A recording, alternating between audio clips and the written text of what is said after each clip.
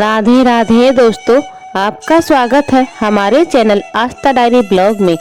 आइए आज सुनते हैं कर्ण के श्राद्ध पर श्री कृष्ण ने दिया ऐसा अद्भुत ज्ञान जिसे कलयुग में समझ जाए तो धरती पर ही बन जाए स्वर्ग।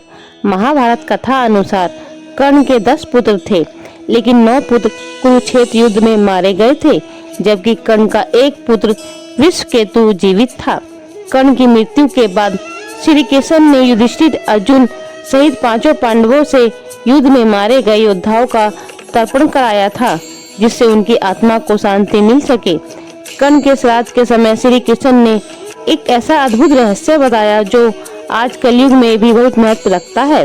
आइए विस्तार से जानते हैं महाभारत कथा के अनुसार कर्ण के श्राद्ध से जुड़ा रहस्य। महाभारत में जब भी महान योद्धाओं का नाम लिया जाता है तो कर्ण का नाम भी उसमें शामिल किया जाता है। कर्ण ने कुरुक्षेत्र में रणभूमि पर कौरवों के साथ मिलकर युद्ध किया, लेकिन फिर भी कर्ण को एक महान और पराक्रमी योद्धा माना जाता है। शायद यही कारण है कि कर्ण के जीवन की तरह ही उनकी मृत्यु से भी कई ऐसी घटनाएं जुड़ी हुई हैं जिनके बारे में आज भी बातें होती हैं। कर्ण में कई मानवीय गुण ऐसे भी थे जिनकी प्रशंसा स्वयं श्री कृष्ण ने की थी। यही कारण है कि कर्ण की मृत्यु के बाद उनकी आत्मा को शांति देने के लिए विधि विधान से उनका श्राद्ध किया गया था। आइए जानते हैं कर्ण की मृत्यु के बाद उनका श्राद्ध किसने किया था। कर्ण वास्तव में कुंती पुत्र थे। कुंती ने मंत्रों की शक्ति से सूर्यदेव का आवाहन किया, जिससे सूर्यदेव प्रकट हुए और उनके तेज से कुंती ने गर्भ धारण कर लिया। सूर्य के तेज से जन्मे कर्ण को सूर्य पुत्र भी कहा जाता है। कुंती एक कुंवारी स्त्री थी, इसलिए लोक लज्जा के डर से कर्ण को जन्म देते ही कुंती ने अपने बालक को एक टोकरी में रखकर नदी में बहा दिया। यह बालक एक सूत दंपत्ति को मिला, जिनका नाम राधा और अधिरथ था। इस कारण से कर्ण को सूत पुत्र भी कहा जाने लगा। एक सूत पुत्र होने के कारण कर्ण को समाज में बहुत अपमान भी सहना पड़ा। कोई भी कर्ण का पराक्रम नहीं देखता था, बल्कि उनकी जाति पहले देखा करता था।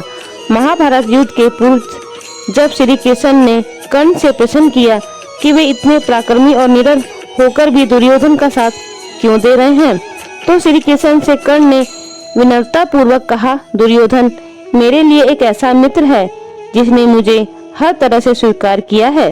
उसने मेरी जाति देखकर मुझे मित्र नहीं बनाया और ना ही अस्वीकार किया, बल्कि उसने मेरा कौशल देखा।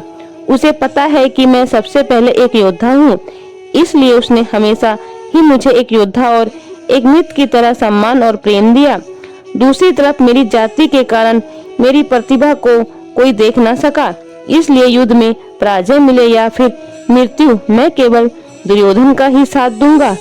कर्ण का उत्तर सुनकर श्री कृष्ण के चेहरे पर मुस्कान आ गई। क्षेत्र की रंजित रणभूमि पर कर्ण की मृत्यु का कारण 3 श्राप बने थे। पहला श्राप परशुराम जी ने कर्ण को दिया था, जब कर्ण ने अपनी पहचान छुपाकर परशुराम जी से शिक्षा दीक्षा ली। दूसरा श्राप कर्ण को धरती माता ने दिया था। एक छोटी सी बच्ची की सहायता के लिए कर्ण ने एक तीर को अभिमंत्रित करके धरती पर चलाया था, जिसके कारण धरती माता को बहुत कष्ट हुआ। कर्ण की मृत्यु का कारण तीसरा श्राप भी बना। एक गौ सेवक ने कर्ण को श्राप दिया था, क्योंकि एक भूल के कारण कर्ण ने एक बछड़े को मार दिया था। कुरुक्षेत्र युद्ध के 17वें दिन इन तीनों श्राप का असर हुआ और अर्जुन से युद्ध करते समय कर्ण के रथ का पहिया धरती में फंस गया।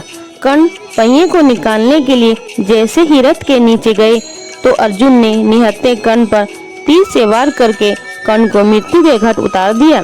जब कर्ण की मृत्यु की सूचना हस्तिनापुर में पहुंची तो कुंती रणभूमि पर लगे शिविर में पहुंची और कर्ण को मृत्यु के समीप देखकर फूट फूट कर रोने लगी।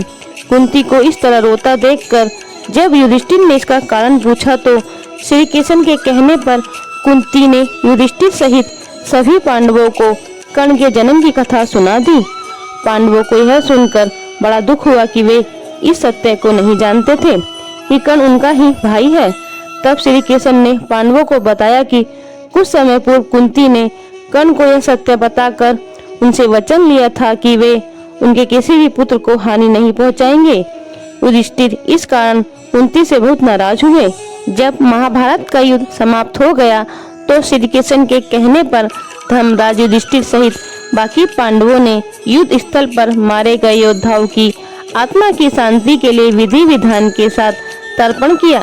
इसके बाद श्री कृष्ण ने युधिष्ठिर से कहा कि अब वे कर्ण का श्राद्ध भी करें।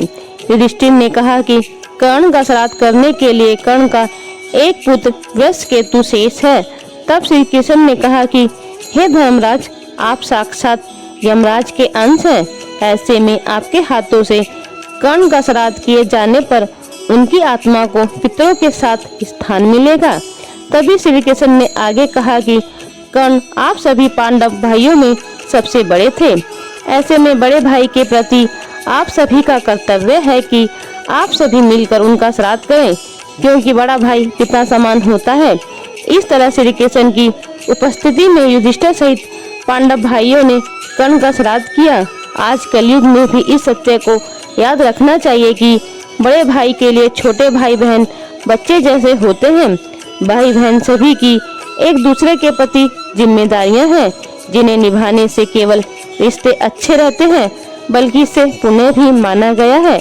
अगर आप लोगों को मेरी ये स्टोरी अच्छी लगी हो तो मेरी वीडियो को लाइक, कमेंट और शेयर कीजिएगा और मेरे चैनल को भी सब्सक्राइब जरूर कीजिएगा। बोले जय श्री कृष्ण की जय।